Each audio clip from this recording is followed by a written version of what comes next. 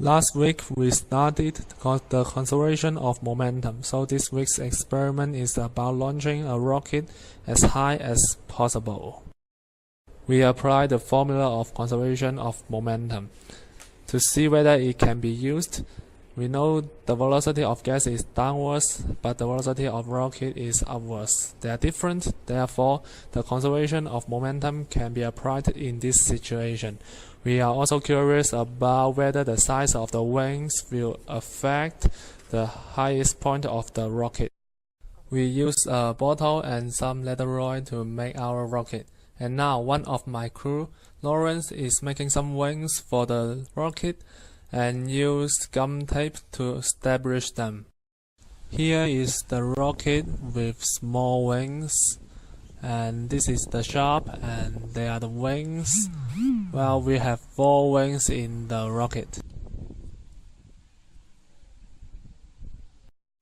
Now we are about to launch our rocket, and he is using a pump to compress the air to give the rocket with enough potential energy, which will enable the rocket to reach a certain height.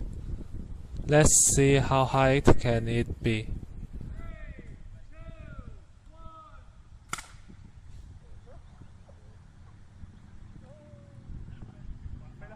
This time we assembled some big wings for the rocket, and again there are 4 wings.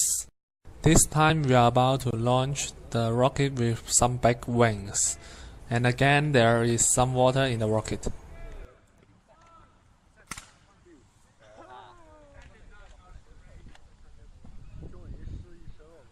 From the video in which I talk at the same place, we can see that the rocket with small wings fly higher. We make an assumption that it is the way that affects the height for the rocket to reach. Here comes to the uncertainty. The length is the key factor influencing the height. Although we didn't study the length from others' video, a long rocket can go very high. The second uncertainty is the weight. From our experiment, larger wings mean heavier and it goes lower. A too heavy rocket cannot go super high because the gravity prevents it. The last point is the strong wind.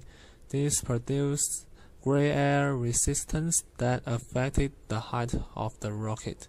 So thanks for watching the video.